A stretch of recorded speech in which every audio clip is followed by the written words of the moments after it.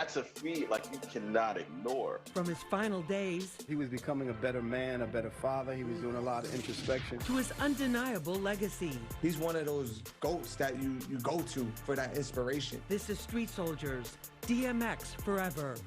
Good evening. Over the next half hour, we'll hear from hip-hop insiders and members of the Star's Inner Circle. But we begin with where DMX was in his final months, on the verge of a whole new phase in life and hoping to heal the childhood emotional wounds and demons that had kept him in nearly constant pain.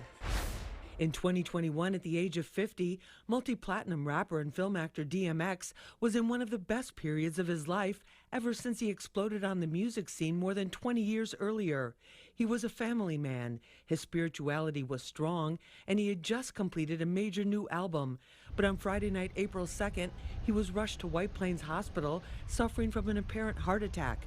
After a week on life support, the hospital announced he passed away from catastrophic cardiac arrest. His longtime friend and Ruff Ryder brother Swizz Beatz posted an emotional tribute on Instagram. He was the biggest because he prayed for everybody else, more than he did for himself. He'd get on that stage and pray for 15,000 people, knowing that he needed more prayers than everybody that he was praying for. Fans flocked to the hospital even after he was gone to pay tribute to him at a makeshift memorial. Many telling us they found strength in their lives from the messages in DMX music, his authenticity and raw honesty. I spoke with his close friend and manager Craig Brodhead just after he said his own goodbye to Earl DMX Simmons. He's authentic. You know, he's the people's champ. You know, he's like the Ali of hip-hop, of rap, because the world loved him. You see, it's not millions, there are billions of people praying for him. DMX's album winning streak began in 1998 with It's Dark and Hell is Hot. He holds the record for the rapper with the most albums to debut at #1. The stunning success with the multi-platinum album sales was shadowed by some problems with the law and a lifelong battle with substance abuse. His openness about his challenges endeared him to fans. In 2016, after he survived a near-fatal drug overdose, I sat down with him for an exclusive interview. He told me he believed he was being kept alive for a greater purpose. What you see is what you get, and you know what? You're not gonna like it all, but I guarantee you, there's more to love than to hate. Just as news broke of DMX's passing, I caught up with two key figures in his life, Ruff Ryders co-founder Darrin D. Dean and his manager and close friend Craig Brodhead. In this exclusive interview, they tell me about the star's final days and the album he had just recorded. Tell me how you want people to remember him and honor him at this point. Well, I just want people to always remember his music, how talented he was and how great he was, and it was just a blessing to have him here, and it was a gift, and he got his message across through his music, so he always felt like he did God's work. So, you know, just remember him for speaking for God. That was the main thing for him. He just wanted to be the voice of God. And that's what it was. That was one of his main things, the voice of God. If you ever listen to his music, he never talked about cars, money, girls. He always just talked about difficult situations that you can get yourself out of, and he helped a lot of other people get through hard times as well, because that's the type of music he wanted to make, to be able to reach people that's going through the same thing he was going through. So that's the music he made. And a lot of connection. Craig, my condolences to you. Thank you, Lisa. And we thank you, first of all, because he loved you. He loved you because he knows you represent the culture, and the way you handled this whole ordeal was with respect and class. And I know he's looking down right now, and he appreciates that. Well, thank you very much. Why do you think people connected with him? I've never seen anything like it, to tell you the truth. Because Earl is real. He's authentic. You know, he's the people's champ. You know, he's like the Ali of hip-hop, of rap, because the world loved him. You see, it's not millions. There are billions of people praying for him. Other people can make a hot rap. We always talk about it. They make a hot rap, hot line, but with him, you believe him. No matter what he says, you believe him because it comes from his spirit, his guts, you know, and so the people, that resonated with the people. You know, I could take his rhyme right now and I can spit it for you, give me the same beat, it's not going to have the same power because he lived it, his pain, his struggle, his passion, and so he connected with the people, and that's the one thing, you know, it's real love. So it's not even, it's a friendship, little brother thing. DNY had him 10 years before you knew who DMX was. Right. And so people don't get that. This is not a business for us. No, it's a way of life, honestly. And one of the things about him too was that always was, every time I was with him, well, a lot of times it was on the streets and there were people around. Right. He would just be talking with the people. It wasn't I can't talk right now. Yeah. He was helping people out. That was the good part with X, is that he came up with us, and we really came from the streets, so he had no fear of the people that where he came from. He would not want you to stop the people from coming to talk to him. He wanted to talk to them. He didn't need no security. He would do security if he had to do a show or something. He had to get through the crowd. But if he had to just walk through these projects, he'll just walk through and talk to the people and give them some love and give them a little pointers on what they could do with their life. He just wanted to always be on hands with the people. He never was fake. He was always just genuine with the people. And talk with me about the other thing about him that I loved so much was his will to live and his positivity. It was like he went through so much. He was open up, all the legal stuff, the substance abuse challenges, all these things. No matter what happened, he came out and was like, I'm going to try to do it again. I'm going to try to be better this time around. Like, he just kept trying and fighting and battling with every breath. Right. He just never gave up, and he just had the right people around. See, when you got the right people around you, he's going to be forced to do the right thing. So we pushing him that way. If he's pulling that way, we pushing him this way. If he go that way, Craig would tell you that it's just another ending thing with X, and we just had to stay on our toes with him at all times, and he was getting better and better and better. You seen that he put on his weight was better. He was looking good. He was looking great. Looking great. You see him right now laying in there. He look like he looked like he was just born. Sleep on the couch. Right. Yeah, just like on the couch. Like that. And Craig, tell us about. Cause I got a call from an artist, a friend from Miami last night. He was saying how, they had been seeing him in Miami. He was doing really well. He was making all kinds of connections with people and really getting back into the whole full swing of the music thing, and just really enjoying his, like, for a moment, and really enjoying who he is and what he's given to all of us. But tell us what was on deck for 2021, because the other part of this that's so sad is that this was like a whole new chapter that was about to start for him this year.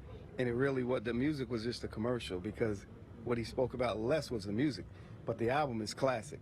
D and I, back when COVID was announced, we jumped in an RV with X and we drove to Nashville, Tennessee. We drove down there in an RV because he was like, we can't get stuck in New York. Let's go start the album. So we spent time in Nashville, was it 4 months? Yeah, we was over there for a couple of months, and it's probably, it's just sad that he ain't gonna be here, but the music, we did all the albums. But this album right here is special. Like, you probably never heard no music like you heard on this one that we did just now. This is probably one of his great albums. One of the best. It's a classic for sure. One of the classics. And how do you want people to remember him and honor his memory right now? You guys are talking about his fighting spirit, and he had BFW tatted on his neck, built for war. Fight to the end. He always said, dog, baby, fight to the end, and that's what he did. But he was becoming a better man, a better father. He was doing a lot of introspection. The album was one thing. He was excited about it. He couldn't wait to promote it and get out there with the music. But his main thing was his children, and we were in development process for a fatherhood show, actually, and had gone into a contract with a production company. And we were getting ready to shop it, where he was bringing his children together, not only repairing his relationships with them, but introducing a lot of them for the first time to one another. And that was his main focus. And so what we did to help raise his spirits while he was in the hospital is we contacted the mothers, we contacted the children, and we got them all up here, and so we started the process. But our hope was that he would wake up and we'd let him see, like, yeah, look it, we got your kids, we got the ball rolling. So it was a beautiful thing. It was a blessing. The good thing that has come out of this is a blessing that, you would have thought they've known each other forever. Exactly. They clicked immediately right away. So, it's a beautiful thing. And so when you look at them, you see him. Much more still to come. Rappers and musicians, like, they'll say one thing in their music and completely opposite person in real life, but he wasn't like that. X was who he was on the music and outside. He was a perennial superstar in the mainstream front and on the charts for what he was able to do throughout his career. This is Street Soldiers, DMX Forever. We're joined right now by Hot 97's own DJ Drewski. What did he mean to you personally? I started checking the dates, and I said I was 11 years old when I first was, introduced and started listening and referencing DMX tracks. So to think about it now, like, I don't know what I was doing at 11 or who allowed me to listen to DMX, but he made an impact like right there as an 11-year-old kid. He made it okay to be emotional as a man, growing up. If you felt a certain way through his music, it felt like, okay, I can be emotional. I can talk about certain things because one of my icons are doing it. And I think that's what, the way he connected with me is still as a man, I was able to express my feelings. What was it about him in particular, among all other artists, that you really admired or that really captured your attention? Well, I felt like in the music business and just, in Hollywood, you get all these actor rappers, right? That they talk about one thing and they're not really living it. With X, nothing was fabricated. Like what you seen, what he talked about, that was like really him. So as you're growing up and you start seeing him in certain places, you're like, oh, the same X I hear on these songs is the same person I'm seeing in person. And I think you didn't get that a lot with artists, rappers and musicians. Like they'll say one thing in the music and completely opposite person in real life, but he wasn't like that. X was who he was on the music and outside. What about in terms of his influence on the current generation of artists, in terms of their sound, in terms of the delivery, in terms of that just like hard, raw rap? Give us a sense of where you see that now. DMX definitely had an influence even on these young artists. I'm talking 20-year-old artists who I'm in the studio with, brand new, and they always want to reference a DMX line or something from like the movie Belly. Like I know Lil Uzi, had a skit at the end of one of his songs using a scene from Belly with DMX in it. And you have records like with Casanova, Meek Mill, sampling certain lines, from DMX songs. So he was definitely an influence, on these young artists. Even if, if they were in the studio and they're feeling good, they would do the, hey, yo, DMX, like they even his tone. And it's like, man, 20-year-old artists still like, looking up to X, and they want that energy, and I think that's what it was. It's like his energy was incredible, especially on the music. So when you're a young artist trying to do the aggressive street music, he's one of those GOATs that you go to for that inspiration. Anything else you want to add about him, Drewski, for us? No, I just want to, let it be known that it didn't matter where you come from, what you look like, right? Because I'm a white kid from New Jersey that people wouldn't think could relate to a DMX song the way I feel like I did, right? At a certain level, and it just hit me a certain way. But, he was just something special. I could listen to the music, and no matter what someone, is going through, you relate to it. So from a 11-year-old kid to now, I could go back and remember times in my life where I was listening to a certain record, and then, it brings back memories. And with music, there's not a lot of music that can do that. There's music that are party records that just come and go. With DMX, majority of his records stick with you forever. And, while we're going through this time and everyone's playing DMX music on the radio and streaming, and I'm hearing all the songs and I'm DJing and now playing, DMX, you start to realize like how impactful it was. At the time, we're just enjoying it and listening. But when I go to look back, I'm like, wow, like he really, got me through certain things. He motivated me. He made me aggressive, when it comes to just my career and following my dreams. Like, I want to accomplish certain things. So I appreciate that. There's much more still to come. Being the only rapper to go, your first 5 albums #1, that's a feat like you cannot ignore. So I think, when you look back at it, X is undoubtedly a legend, and his career should be treated as such. Joining us now for our special DMX Forever tribute is Carl LaMarre. He's Billboard's hip-hop editor. When you look at his career, he still holds some records for how many records he actually sold and albums that he actually sold. Tell us about that. Yeah, I mean, DMX stature shouldn't be undermined on the mainstream front. I mean, he was the first rapper to go #1. His first 5 albums all shot to #1. That was a feat that we hadn't seen at all. And then of course he was the first rapper after Tupac Shakur in '98 to be able to drop 2 albums within the same calendar year and go #1. So, while a lot of people tend to focus on the negative side, that affected X's side, he was a perennial superstar in the mainstream front and on the charts for what he was able to do throughout his career. What was it about him that you think grabbed so many people's attention for so many years? Oh my God. His charisma, for one, and I think it helped with him being so entrenched in his faith as a Jehovah's Witness. I think his testimonies were so chilling, so candid, that people were able to draw to them, people that struggled with mental health, people that struggled with substance abuse. He was very candid about that in his songs, and he never held anything back. That kind of raw honesty is what, really propelled him to the top of hip hop and to the top of music. And which is why you see all of these dope, tributes and testimonies, because somebody like X was 1 in a million as far as what he was able to do just on the honesty front as a rapper. In terms of where he stands with other rappers, do you put him in the pantheon with the all-time greats? Where do you place him? I think, it'd be remiss, like it would be a shame for anybody not to consider him a legend, especially what he was able to do in the East Coast in the late 90s, early 2000s, going up against a Nas, going up against a Jay-Z, who were quote unquote lyrical titans, but he brought his own style, his own cadence to hip hop, which everybody appreciated. Again, being the only rapper to go, your first 5 albums #1, that's a feat like you cannot ignore. So I think, when you look back at it, X is undoubtedly a legend, and his career should be treated as such. He wasn't trying to be like anyone else. He was authentic. He loved who he was. He loved his rawness. And that's what I feel he wanted to give to the world. We're joined right now by multi-platinum music producer Amadeus, who worked with DMX. Tell us what his work ethic was like and what it was like for you working with him. I mean, it was epic. It was epic. I was really young at the time.